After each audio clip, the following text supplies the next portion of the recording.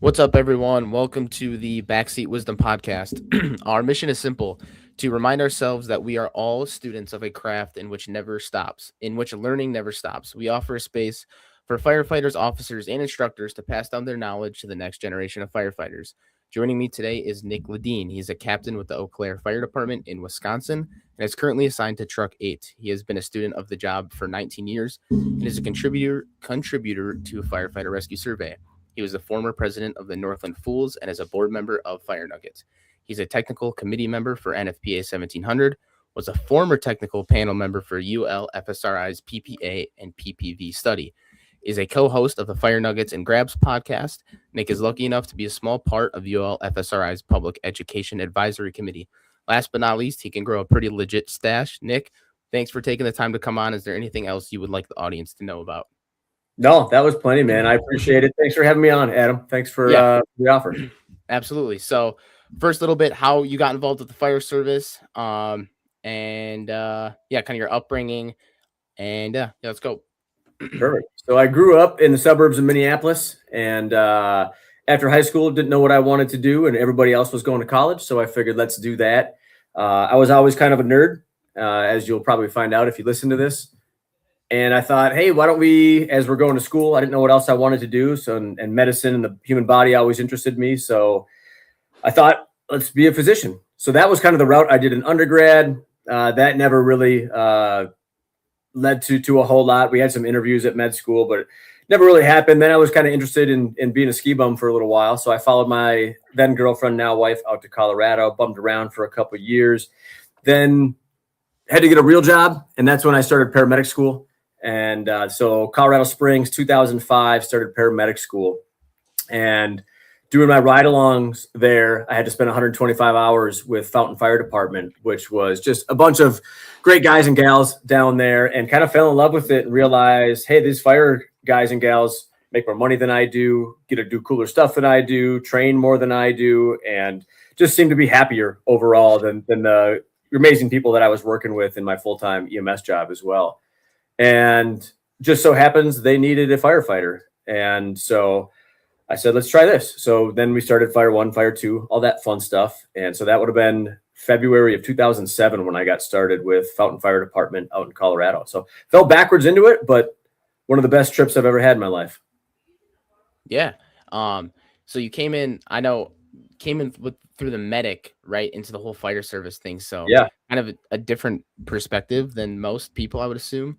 So yeah, it's pretty interesting. So something we talked a little bit about before this and in your bio, Firefighter Rescue Survey. And I know probably most of us know what that is, but for those that don't, just a brief overview of what Fire Rescue Survey is and how you got involved with that. Sure. So back in 2016, so we're almost at 10 years now. So like 10 years, maybe to the date, I had a NFPA 1700 meeting out in Vegas. And after a couple of days, we talked a lot about air and ventilation and a lot about water and fire attack and fire dynamics. We had mentioned rescue once or twice, I think, in that big room with a bunch of just killers in there too. But we hadn't mentioned search that I had heard yet. And so asked a question at the very end as we're doing just kind of our parting shots, and was curious where search was going to live. And they said, that's a really good point. And why don't you start a subcommittee and try to figure this out? So then I came back and I reached right out to a guy named Brian Olson, who's a firefighter out in Eagle, Idaho. And I reached out to Brian because at the time he was using these whiteboards and writing every piece of information that we had regarding where victims were found, whether the victims lived or died, what they were doing, where the fire was located, like what time of day these were at, what time of year these were at, any piece of information that he could gather. He was trying to like throw it on a whiteboard and just try to see what popped out at the fire service. And so I reached out to him because they really wanted 1700 to be driven by data, which I can appreciate, but there just wasn't a whole lot of data out there. And so between Brian Olson and myself, and then in very short order, Justin McWilliams and Shane Thomas and Trent Morrison all kind of connected. We all had a thread to somebody else. I had a thread to Brian. Brian had a thread to Justin. Justin had a thread to Shane. Shane had a thread to Trent. And we all, between the 5 of us, we figured let's start a survey and see if the fire service we can crowdsource the fire service to see if we can't find any information about our actual operations, and then more focus on search and on rescue. So we went live in February of 2016, and we were just kind of like throwing it out there to the fire service, and we didn't know if we were going to get 3 replies or 300 replies. And I just finished earlier today analyzing all the data, making all the graphs for the 5,000 data set. So now we have over 5,000 recorded rescues. And as soon as we can, we're going to throw those on our website so that the entirety of the fire service has it. Our overarching ethos, we kind of have a couple, is that this is not our information at all. We don't own any of this. So it is as open source as we can possibly make it. The only thing that we blind is some of the contact info.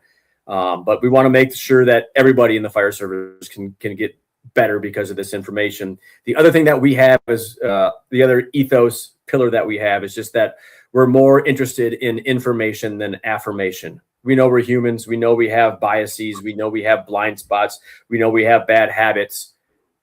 We know that we're zealots when it comes to search. That's one of the reasons that we started this. So we try to make sure that we are taking our humanity and our biases out of this when we're presenting this data to the fire service as well, because we want the data over any type of dogma. Yeah, absolutely. You know, I was just going to ask too about the 5,000 data. I've been like checking it periodically, and I saw it bumped up to 5,000. So that's awesome and a good milestone for sure. Probably doesn't mean much coming from me, but Fire Rescue Survey has helped me a ton as far as just like my personal understanding and learning of everything, as well as like bringing some of that stuff to my department too. So it's probably like the most important resource to me, at least, to like, I don't know, cross-reference things and look at. So super cool.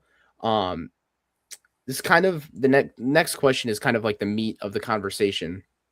And I know it can go kind of be all over the place, but the importance in bringing the fire rescue survey data to new firefighters, and especially within technical college and fire department academies, fire departments in general, like what is the importance in that? And then why is there a lack of, at least in my experience, it's like, hey, do you know what fire rescue survey is? No, I have no idea. You know, like I in my experience, at least, obviously I can't speak for everyone, but the importance of bringing the data to the next generation of firefighters. I'm biased right here, but I think it's important. I think anytime that we actually have data that we can pass on to all of the new firefighters, and the fire service, at least in my neck of the woods, is getting really young really quickly, which trade-offs with everything. There's a bunch of pros that come with it. We get a bunch of young, hungry, thirsty guys and gals, and then we're having a lot of experience walk out the door as well. So this is one of the ways that we can get some of this vicarious experience into new firefighters. And it's nice that we actually have data to back some of this stuff up. I am a data nerd in kind of any domain in my life. Somebody tells me something that doesn't sound like it's true, or it's just new to me, I'm like, show me the data. And so then I spend way too much time actually searching, like, show me data on whatever I'm interested in, the topic du jour or whatever. So the fact that we can actually fact check this a little bit, and not only Firefighter Rescue Survey, again, one of my biases, but I want to give all credit to Grant Schwalbe with this, but the Grabs podcast. Yeah. And now I can vicariously like make a rescue. The people who made a rescue can walk me through a rescue. And we got 170 some of those posted at this point in time. And so now, instead of hearing about the 1 or 2 guys at your department that made a rescue 10 years ago, and if you work in a bigger city, obviously it's going to be higher numbers. But I'm just speaking from my personal experience. That was super valuable, but it was an N of like 2. And now when we have Firefighter Rescue Survey and the Grabs podcast, and I want to throw in FSRI and their search study, now we have N's of 5,000 with Firefighter Rescue Survey, an N or a sample size of 170 something with the Grabs podcast. And then if you look at all of the studies from FSRI, we have like 200 and some actual house burns that we've had. House burns and any type of residential, really. Okay. So I'll throw in the apartments, and moving forward, the row homes that they're going to be doing at this next go round. Yeah, no, the Grabs podcast too is something that's like it's awesome. Like you said, you can essentially like I was just talking about this with someone too, like make the grab in your head. If you just like sit there and you're just like actually kind of put yourself in that person's shoes. So yeah, it's awesome. I'm gonna read you something that I can't really say where it's from, but I could get in a little trouble. But anyways, I kind of wanted to just hear your thoughts too, and then kind of get advice and for myself and for other people too, knowing that there is all this fire rescue survey data and there's all this other stuff out there, how to kind of like deal with and go about making a kind of change within a department when this it's not SOG or SOP, but um, I guess we could call it like just like an overview of like how things should go, even though it's not in paper. But I'll read it. So, rescue of a known life is the number one priority.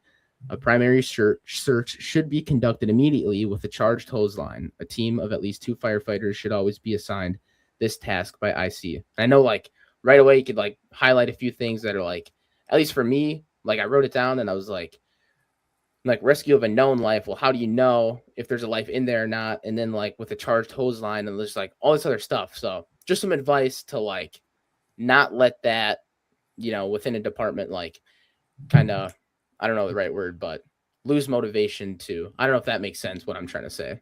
No, it totally does. And I'm going to go back because this sounds like maybe this was from a textbook. We don't need to say where this is from. I don't know where this is from, but it sounds like kind of textbooky in general. And so one of the unfortunate realities when it comes to textbooks is that they're oftentimes lagging behind society, and in this case, the fire service at large. It just takes a little while for that big ship to kind of turn around. And so they're just known for being 3 to 5 to 7 years behind. I'd like to think, and I'm pretty sure at least one of the textbooks moving forward will have some firefighter rescue survey data in it on the newest edition. But I haven't seen the final copy yet. I've just been lucky enough to see a little bit behind the scenes potentially. And focusing now to a department, I think these are related because most of the people and most of the decision makers at most departments right now are probably, they probably went back, and I'm just going to use IFSA because that's what I'm familiar with, but they probably are familiar with like IFSA 3, IFSA 4. And so they're like back 20 years ago when they went through a lot of this stuff. So unless they kind of have their finger on the pulse and they're listening to Backseat Wisdom and other podcasts and following FSRI and, have their ear to the streets on this stuff, it's really easy to miss a lot of this stuff. Yeah. Especially with just how broad our job is and the amount of mission creep that our job has sustained and continues to sustain over the years. Not only mission creep, but we get this call creep where calls are just increasing. In my, 13 years at the department that I'm at, we're at like 150, 170% of what we ran that first year. I'd have to do the math in my head, but 170%. So we're like getting close to doubling in a relatively short period of time. Right. And obviously we're not increasing our staffing numbers by double. We have added a couple people, but literally just a couple a day is all we've added at this point in time.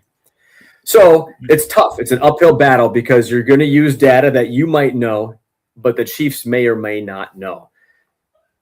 The other hard part is we want this change to happen right now because it's important, and I can make the case that it's existential when it comes to the fire ground and just kind of this overarching mission and the mindset that we have. To me, this is existential. So now we're pressed because we want to make this change really quickly, but we don't have a very large voice within our department and it's not traveling very far. So it's tough. So this is kind of the art and science of being a good communicator and having that, for lack of a better term, kind of that political or social capital to try to get stuff done. So sometimes it feels like we're playing this long chess game and I'm not even touching a piece. I'm telling my buddy who's got the chief's ear, who I have his or her ear, hey, why don't you start pushing some of this stuff? And the reality is it's in too many departments, it's going to be a decently long process. I do think using data from FSRI, using data from FRS, using data or experience from other well-known instructors, I think it's kind of like this catalyst where you can make this reaction happen faster. So I think you need to be really smart. And I think you need to make sure that when we're approaching the decision makers within our department, that we have thought everything out. We have like a presentation for them. So we can hopefully bring them in and we can show them some of this data, and they're probably going to be skeptical right away. And who's this new guy? Why does he want to change what we're doing? Are you saying that we've been doing this wrong the whole time?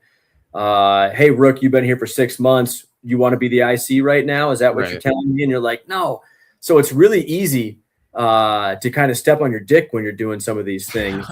So it's nice to have a 30,000 foot view, take a step back. And I try to be like almost stoic about this at times, where I want to remove my ego from this and my emotion from this as much as possible, even though this is my driving factor.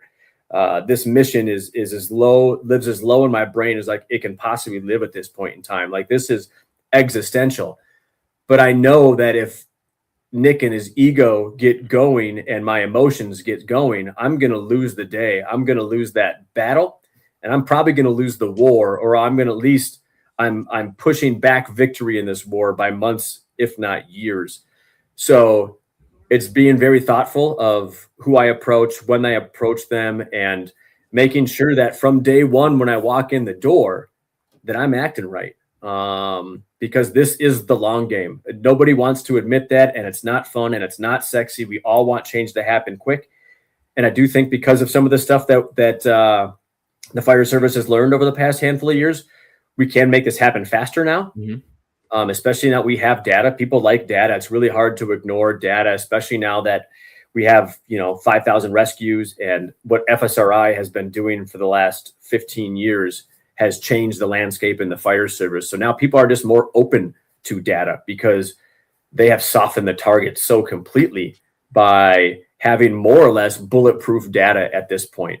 And now when you take their data and you lay it on top of FSRI data, like, to me, and again, I'm biased, but all this stuff seems to converge pretty simply that elevation matters, duration matters, location or your proximity matters. I think medication might matter. We still need some more research there. And then isolation matters. So we know all these things matter. We can talk about water. We know water is really good. And we can talk about ventilation. And ventilation, if you can make it an intake or after water is applied, ventilation is really, really good. There's a little bit more nuance to that conversation.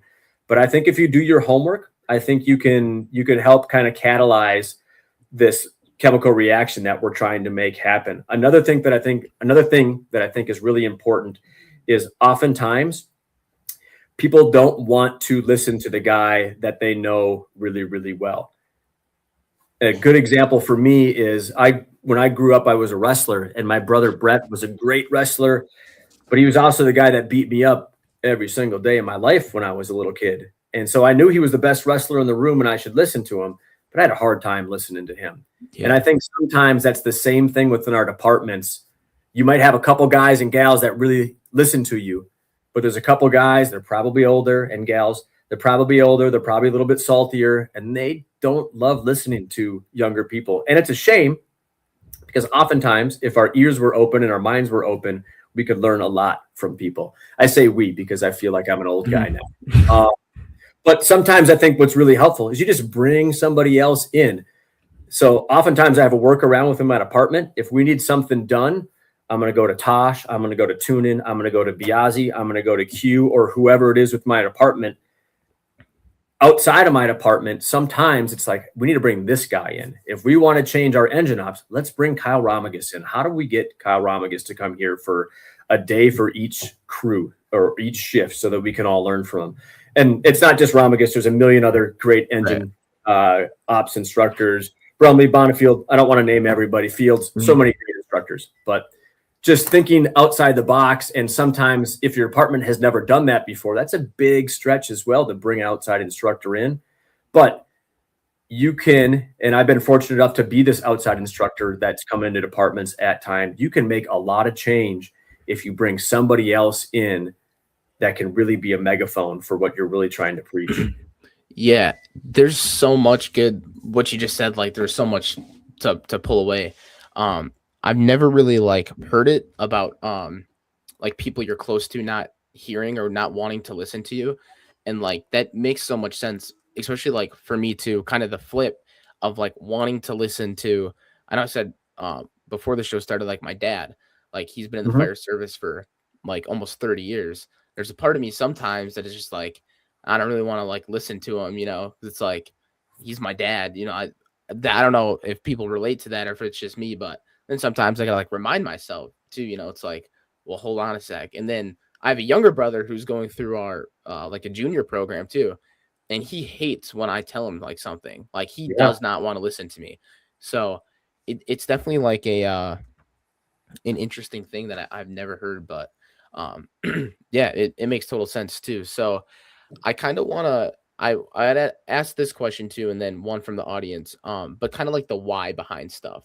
So we have the data and we have all this stuff, and why is there no, I is it like people are scared of like people are gonna get hurt? Is it like a safety thing, a fear thing? Like why is there no buy-in really from instructors or the technical college and certain departments? And then I'll word it for this question too. So why is it currently acceptable to teach new firefighters the wrong way to search, only to send them to relearn the correct way when we have the science and knowledge to do it correctly the first time?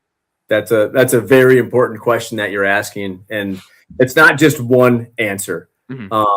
I think there's probably a lot of things that lead to us being in the predicament that we're in right now.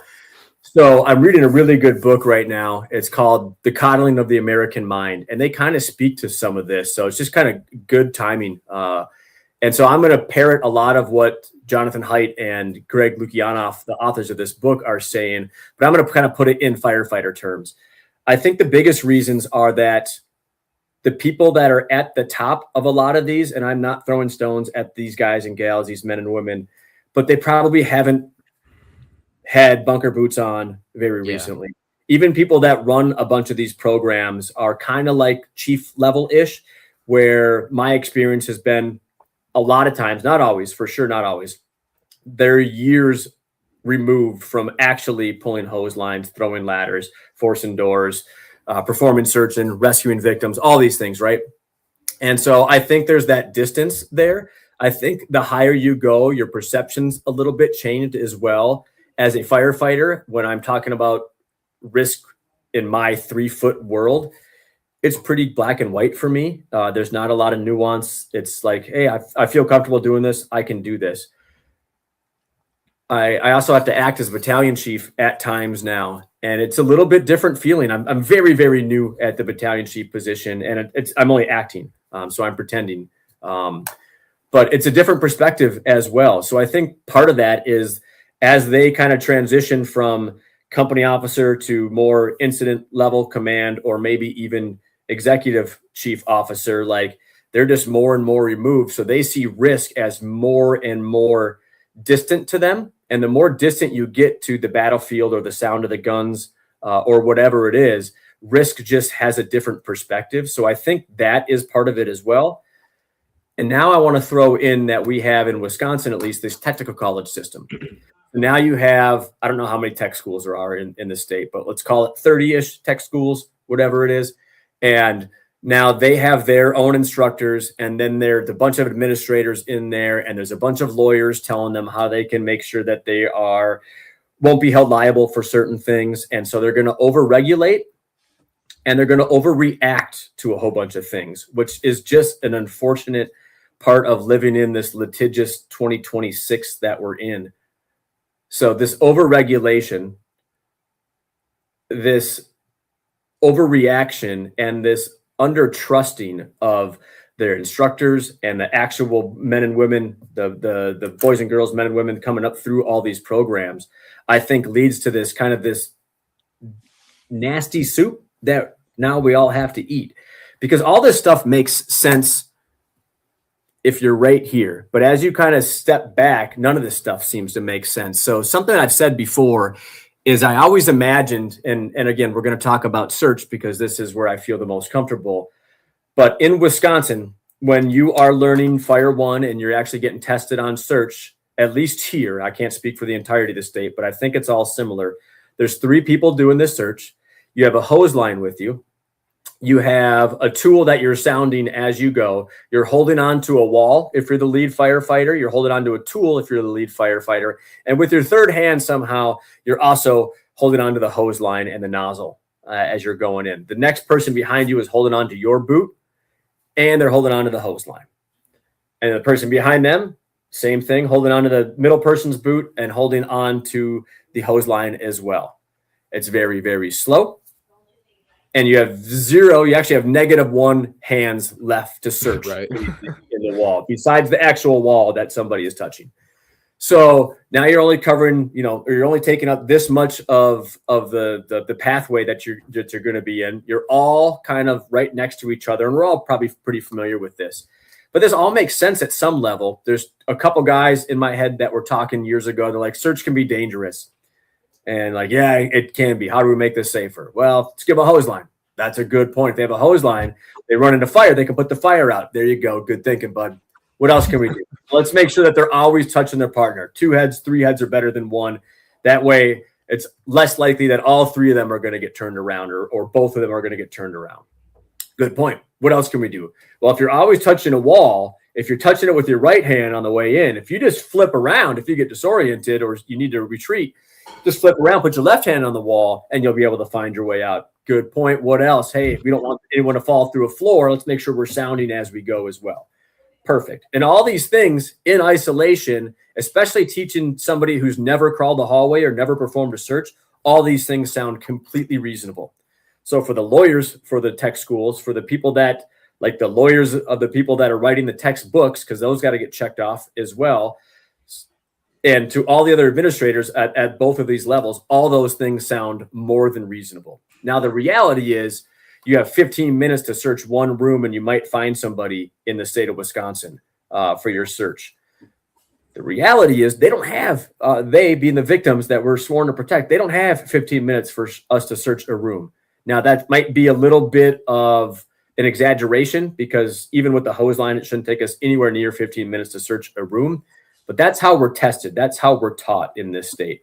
And that looked very similar when I had done some teaching in Minnesota, like a long time ago, a decade ago. And when I went through school in Colorado, that was pretty similar to what it looked like out there as well. So all these things kind of make sense, especially to lawyers and administrators and people that, retired from the actual job for pulling hose lines and forcing doors like 15 years ago. All this stuff seems to make sense. So they're afraid of litigation. So they're going to overregulate, they're going to overreact, and they're going to undertrust. Yeah, dude, I've never even thought about that side of things, of with the lawyers and all of that stuff. And you're right. It on paper, like it makes perfect sense. When I had originally took Fire One like 3.5 years ago, that is exactly how we did search. Now I'm at a different school, not to talk a whole lot about myself, but kind of the parameters for the search now was kind of like voice, visual, voice, visual, or touch, Yep.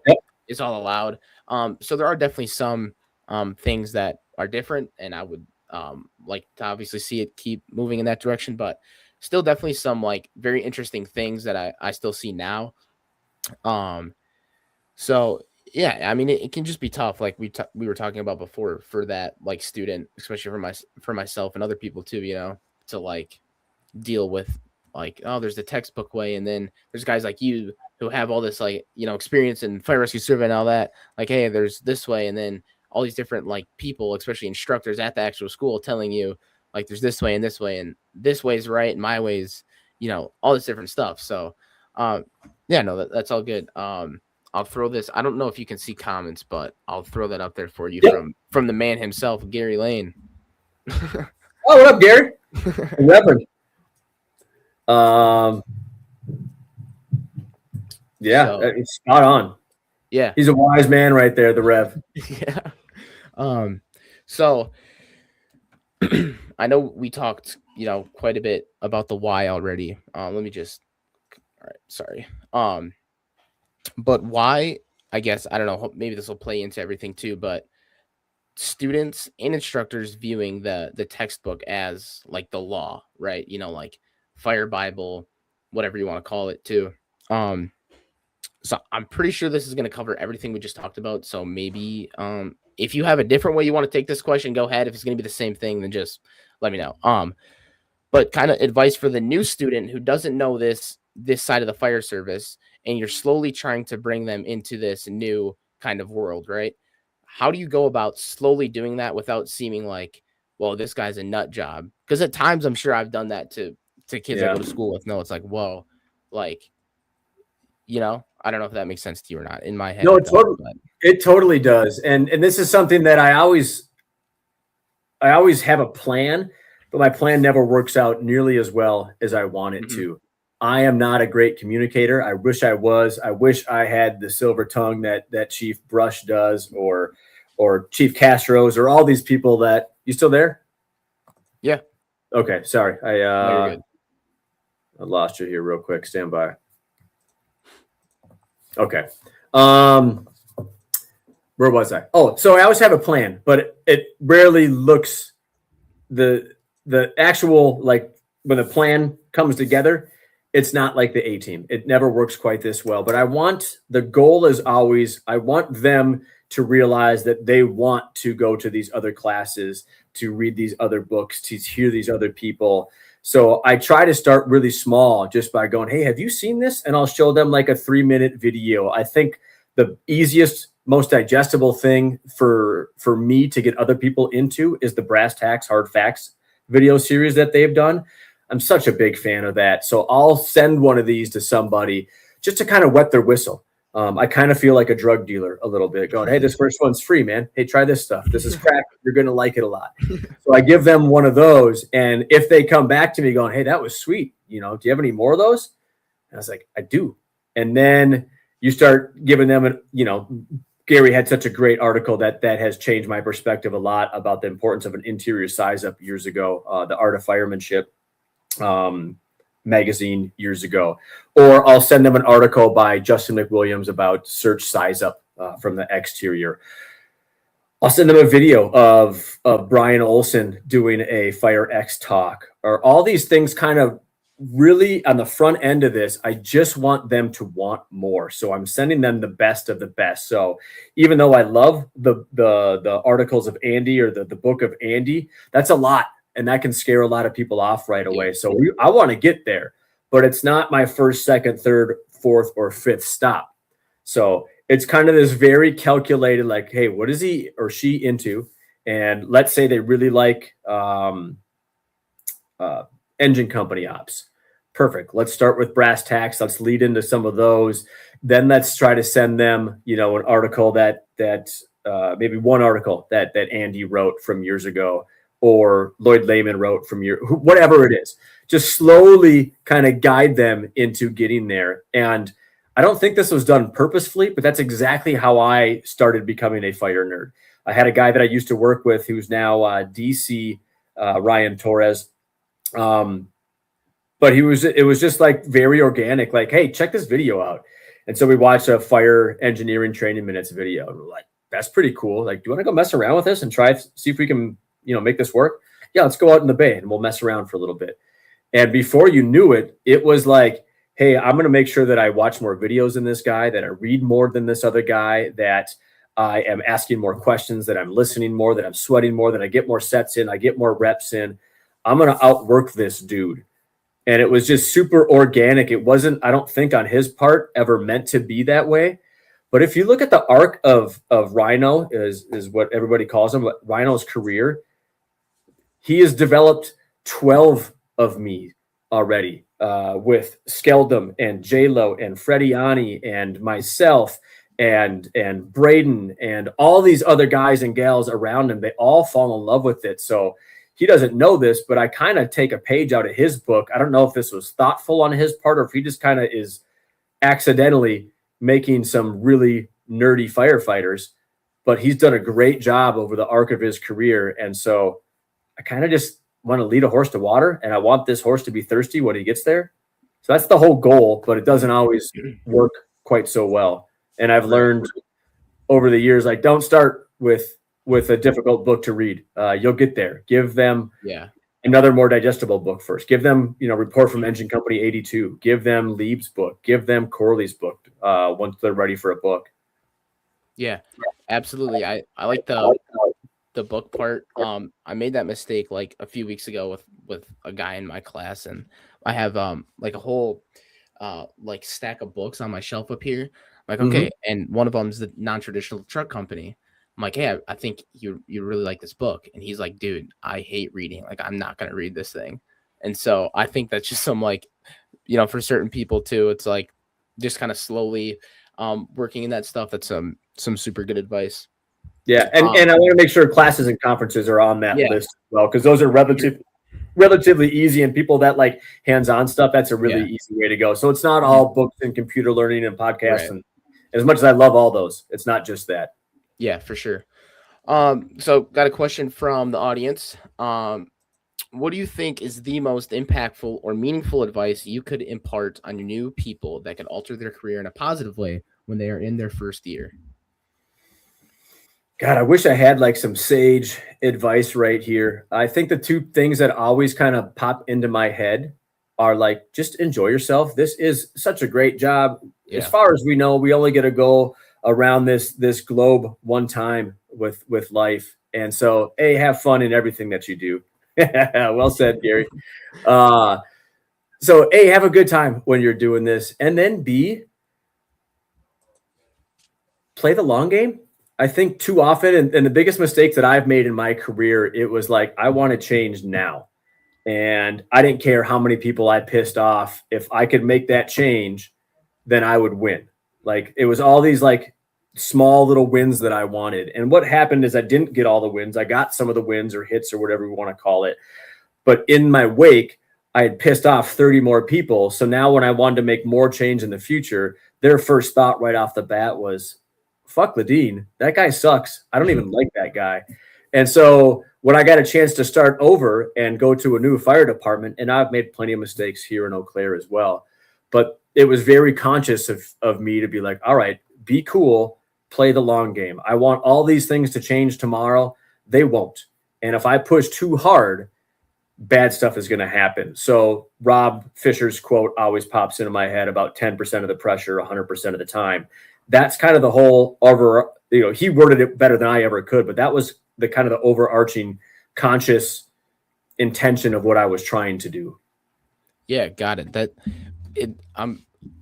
Dude, my next question was about like small wins and stuff. So I'm happy you brought that up. Nice Um, segue. yeah.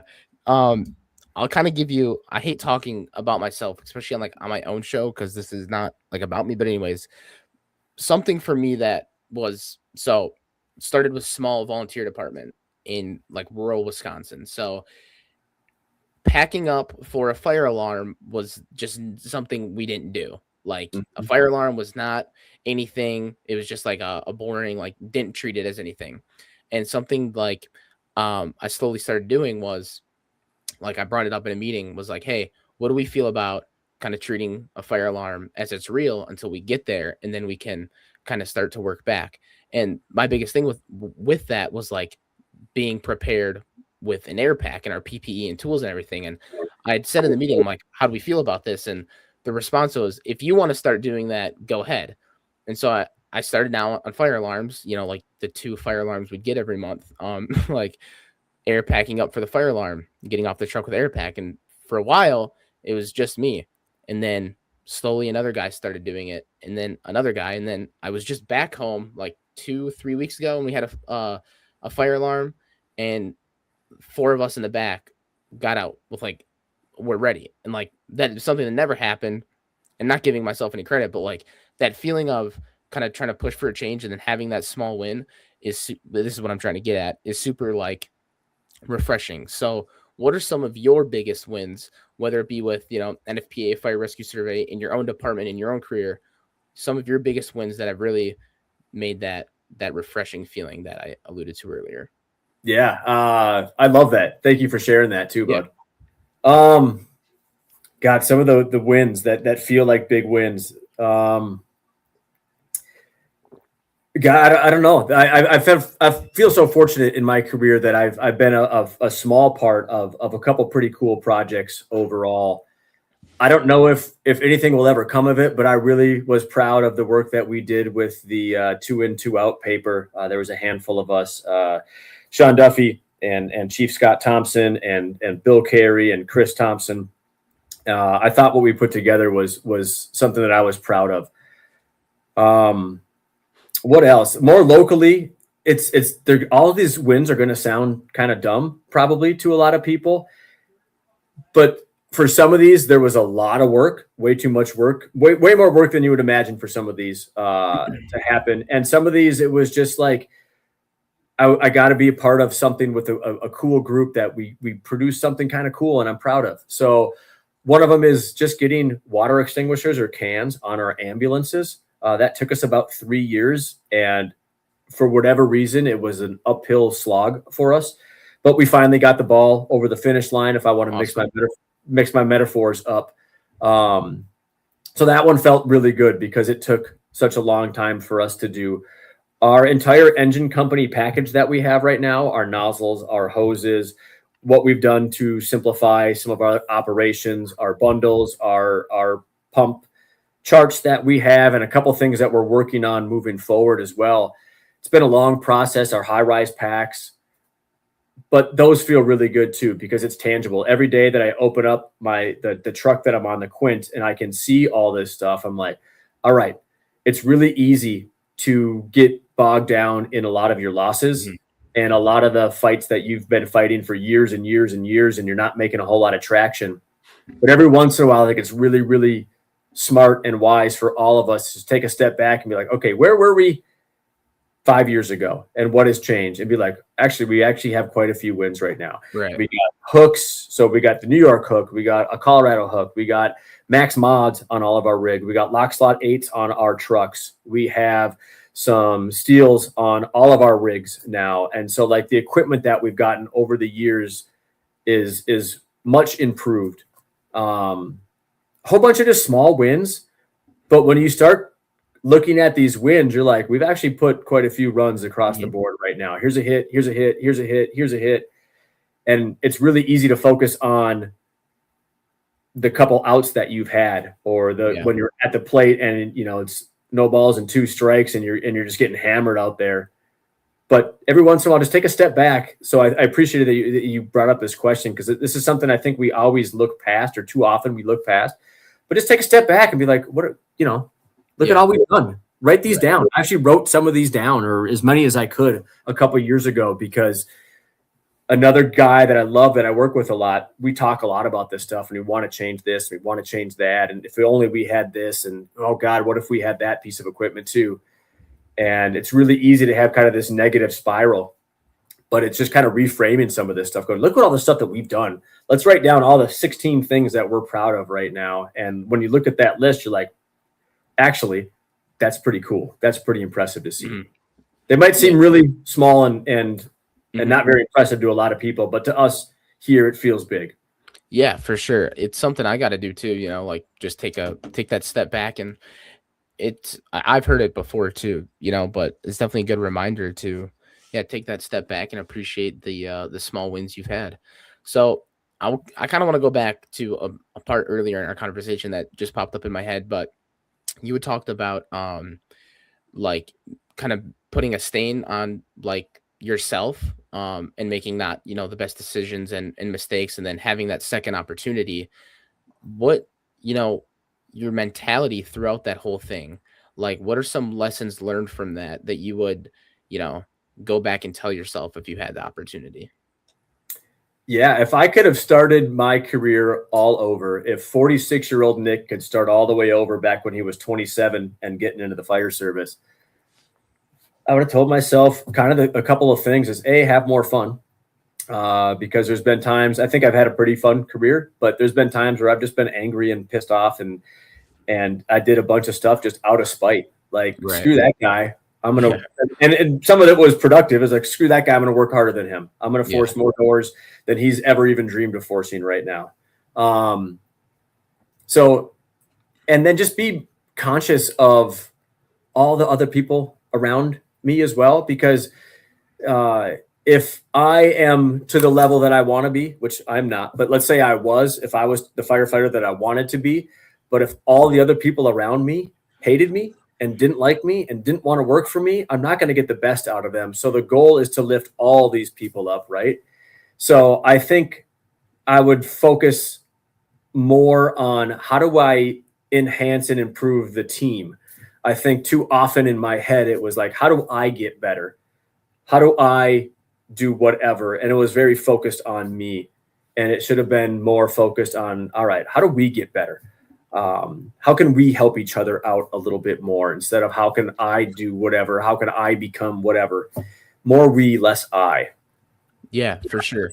Something like I've heard all around too is like going when you go to a conference or whatever, bringing that back, not just for yourself, but for your like the people around you. So yeah, that's definitely super important. Let's see, got another question for you. Print media seems lost on younger people. Adam and Nick, how do we get our younger firefighters to get back to appreciating books and magazines? Reading is key and maybe lost on them. May be lost on them. How do we fix? Yeah, go ahead. Address that too. God, I wish that I could have a good answer for this. I fucking love books. I read. That's one of the things that I do for just enjoyment, and I love new ideas and people that turn me on to new ways of looking at the world or thinking about something. I think books, I think, are hard for a lot of people because it's such a time investment. There's so much media now, and we didn't have these when I was growing up. Right.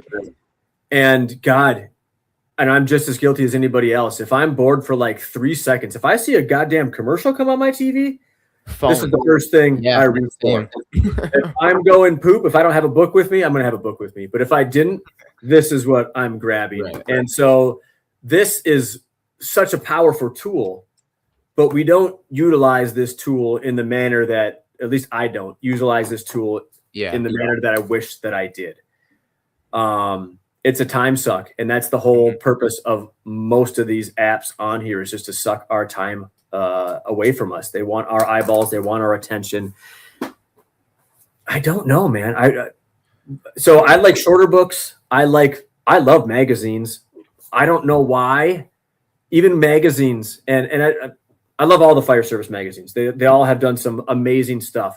But I really, really liked, and we were talking before the show, I really, really like Fire Rescue. It was a magazine. It was a little bit thinner than most of the other magazines, and a lot of the articles were just a little bit shorter. They were kind of like these, 5-minute reads, as opposed to like maybe a 25-minute read. And God, we need both of these, right? But I wish there was some more options when it came to reading, because everybody just wants to watch stuff now. And I love videos too. I'm not going to pretend like I don't. What are some of your thoughts on this, Adam? Dude, I mean, a lot of the same things you said. So first, like the attention span is something I was just talking about. I don't even remember with who, but like sometimes for me, even watching a movie is like, I get bored because it's like the attention span of like following the storyline. Like I'm used to like opening up,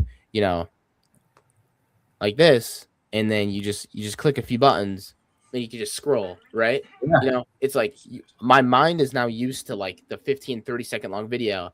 And so I think the attention span is huge. And like, I recognize that. I'm like, dude, watching a movie is even hard for me. And so there's the book side of it too. So I read my Bible and the Book of Search, the two books in my entire life that I've like looked at, read, I'll try to understand.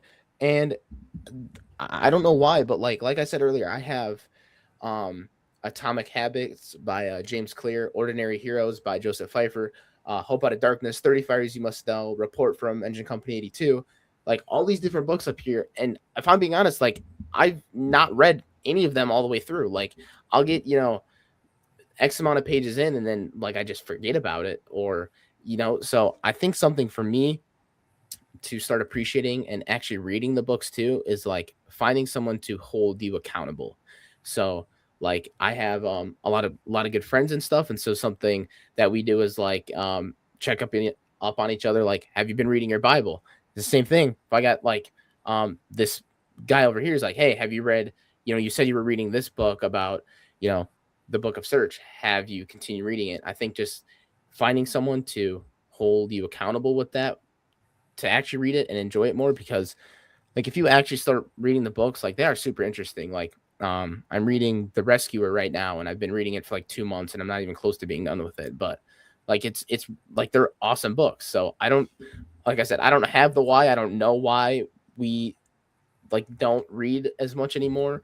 And I know like I hear Corley's thing too, like that dude reads all the time. It's like that's just not me. And I wish it wasn't, like I wish I had that, like my brain was hardwired that way. But yeah, I don't know. I don't know. Yeah, it's baked into my day, and I make sure it's baked into my children's day.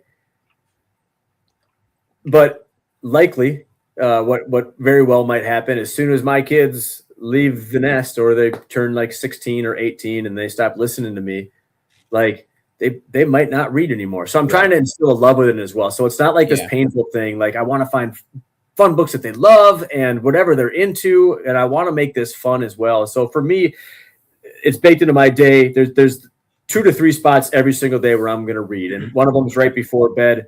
The exception for that is sometimes at work when we get super busy at night. But even then, I almost always come back and read for 5 or 10 minutes because I'm not tired at that point in time anyways.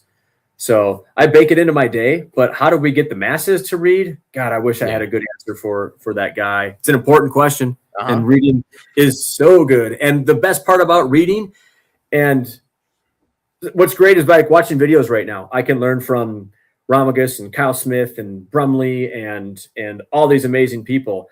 But if I have books, I can learn from, I don't know if that shows up at all, but like all these people from history, right? Like I get to have these kind of one-sided conversations, and I get to learn from the Albert Einsteins or the Stephen Hawkings or whoever it is that turns everybody on. So it's cool that you don't just have like a 30-second mind, you have a 300-year mind is kind of what the goal for me for reading is. Mm-hmm.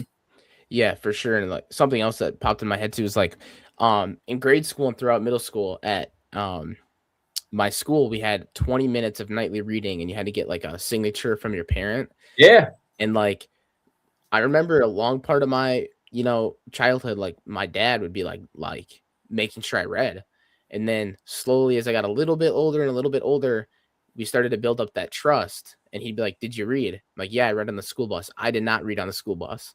And so like there's that part of it too, where I guess just engraved from my mind, it's just like something that I don't know. Like you said, to have the answer, it's tough. It's something that I need to start doing more of for sure. I would like to say that I do read a decent amount. Like I'm talking like I don't read at all, but definitely like for the younger generation too. Like we can't just like move past books, and it is hard too. This other thing is like, why would I read a book when I can go watch like Stockton Fire History or like, like this cool video that gets you all like amped up. So yeah, it's a lot easier. It was a lot easier to read when you were a kid, back in the 80s and 90s, like I was, because I didn't have this in front of me. And God, there's so much good stuff out there right now. So videos are so good too, right? But I do have a soft spot. I'm old school. If you can't tell, I like records and I like books. Like that's what I'm into. Yeah. So kind of I try to keep these around an hour, but we don't have to stick to that by any means. But to loop back to the start of the conversation, fire rescue survey, 5,075, I believe is what the number is. Yep. 574. What are some highlights from the 5,000? I don't know how much different it is compared to the 4,000, but some things that have stuck out to you, maybe not just, this year, last year, but in general, even when you first started it, some things that like really jumped out at you that surprised you. Yeah. That's a good question. And as these numbers climb higher and higher, typically what we're seeing is this needle is moving less and less just because the sample size gets bigger. Right. Even if we might have a swing of like 3 or 4 percentage points at this point in time, which is rare in most of these data sets. they're kind of stabilizing for the most part, just because the law of large numbers at this point in time. But overall, some of the things that have surprised me, I think the biggest thing, and this is kind of paradoxical, is that I'm most surprised by how little I'm surprised by a lot of this data, which seems weird. But I think there's I try to frame this, and the way that I frame this is a positive. And a lot of this is like what we've been telling people for a long time, at least in a lot of circles, has been pretty close to accurate, or at least that's what the data seems to be showing at this point in time. Some of the stuff that is surprising to me, and some of this is antithetical from what I was teaching, was what I was taught, is the conditions, whether they're exterior conditions upon making entry, or conditions at the victim's location, and the victim's survival percentage. So not surprisingly, as conditions worsen, survival percentage is going to decrease. But it's not decreasing to like the zero that I thought it was going to be. And it's not even like near zero in some of these, like fire at the victim's location. We'll check these numbers, but off the top of my head, I think it's 46% survival percentage right now.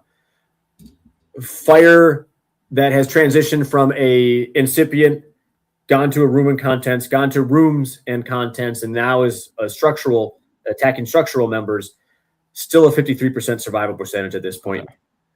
When you have over 75% involved in smoke and flames from the exterior of the building, over 75% involved, still a 34% survival percentage, I believe. Nobody quote me on these numbers. I'm not super familiar with the 5,000 data set yet. I've been looking at it for the last couple of days, but I haven't really been absorbing it. I'm just trying to pump out all this information.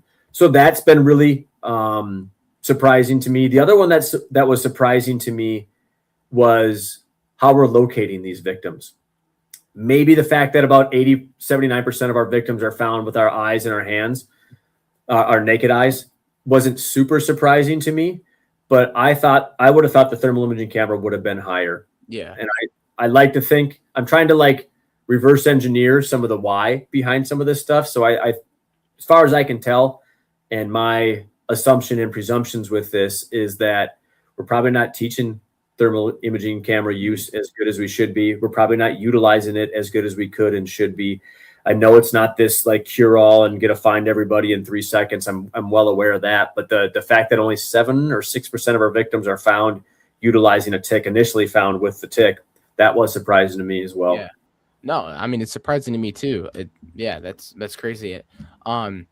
The kind of what the stat you said, the 34%, when it was like 75% involved or more, is super interesting to me too, especially when you hear all the time like, oh, there's no way someone could be alive in that. Yeah. You know, and that's like, you just like show the data to that person, be like, well, I don't know. And something I bring up too is like that high-rise fire in Hong Kong like a few months ago, and they found that those people, like, I don't know if it was one person, multiple people, like 24 hours after the fire, it's like, look at that building, dude. Like, there's people alive in there, you know? So it doesn't take much space, right? Like, no.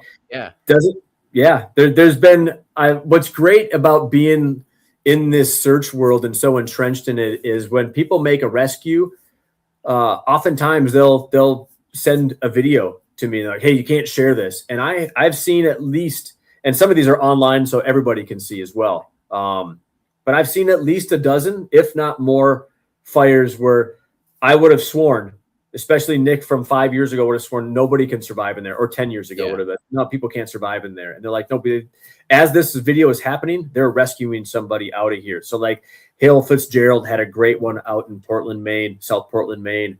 Clackamas had a great one where they were making a rescue. There's been a handful, and that's changed my mindset completely. And people were telling me this for years, like, hey, don't write people off yet. But I was also having other people tell me for years, like, hey, if there's fire in a room, nobody can survive. Like, don't even search that room. Go to the other rooms. That one's long gone. Don't even worry about it. So those are ones that have been the most surprising. The other one I think that's been surprising to me, and we need more research on this, as I've alluded to, is the cyanokit data. Yeah. That looks really intriguing. It seems to be a strong signal right now. The sample size is still relatively small. I forget how many, about 500, I think. I can maybe even peek at this. You can still see me, right? Yeah. Okay. I'll try to figure out really quickly, if you don't mind, Yeah, go for it. just how many. We got to open up a bunch of things. I've 5K, the numbers. So as soon as Word opens this up, I'll just have a rough sample size for the number of times cyano kits have been given to people. Okay. Just a 30,000 foot number here. We have a sample size of 562 at this point in time. So still relatively small, but to my knowledge, that's the largest study that's been done on cyano kits. So I'm intrigued to see as we delve into this more, we're hoping to get our hands on an actual statistician that can look at this and tell us what is statistically significant, what is a signal, what is a strong correlation, what's a weak correlation, all these fun things, p-values, chi-squared, standard deviations, blah, blah, blah. Nerd stuff. Yeah, I've definitely been seeing a lot more on social media too about cyano kits. So definitely super interesting. Got another question here from the audience. How will the NFPA rewrite change what we see in the fire service? Rewrite change what we see in the fire service, and how do we push it out to our departments for change? It's a sweet name. That was the same guy with the book question. Some young guy. Like it. He's covered under his username, but you do in fact know who it is. Okay, perfect. So how are they going to rewrite change through NFPA? So it's a slow process. I'm part of 1700, and there's a handful of these NFPA committees. And what's kind of cool is over the course of my career, and I didn't have my finger on the pulse, so I could be definitely mistaken with this as well. But it seems like more and more of kind of the smoke eater, hard chargers are more willing to now put themselves in the room at NFPA. When I look around the 1700 room and the people that I see in that room, like I'm blown away by the caliber of the firefighter that's in that room. And they got guys from the biggest department in the U.S. all the way down to guys that work in Eau Claire, Wisconsin, a place that nobody's ever heard of.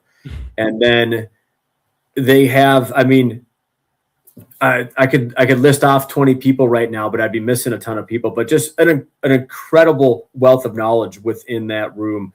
So I do my best to make sure that I listen way more than I talk in that room. But what's nice is that they have a direct channel to UL because FSRI is in the room. Keith is in the room. Steve was in the room at the beginning. Majikowski's in the room. And so we have the most up-to-date information possible. And when one of them might not remember something, they'll just call one of their bench players. And I say that with the utmost respect. They'll call somebody else back in Maryland and they'll be like, hey, what is the numbers on this show? Beep, boop, bop. They'll print it out and they'll send it right back over. So we have like the most up-to-date information possible. Yeah. So I think, and I'm biased because I'm close to the problem and I was never really concerned with NFPA before becoming a member of 1700, but seeing what they've done at 1400 recently and seeing what I think 1700 is right now, I think it's a pretty good document right now. And there's always going to be room for improvement. And we will course correct as we go. I do know that everybody in that room wants this thing to be as usable for the fire service as possible. And to be fair, real quick story, and I've said this before too, but my whole goal with putting my name in the hat for 1700 was I was going to be the obstructionist. I was going to slow everything down. I was going to make the language as vague as possible because I thought just out of principle and conceptually that this was impossible to do, to make a document that worked for the entirety of the fire service, because my department looks nothing like FDNY and also nothing like a maybe very rural fire department. I didn't think it was possible to write something that worked for everybody. Right. I think 1700 is pretty decent at that goal now. So I've kind of changed my tune. I still want this to be pretty vague. And it's a guide. It's not a, there's another term that's escaping me right now. A guide, it just kind of softens all the language for everything. And how do we get departments to utilize 1700?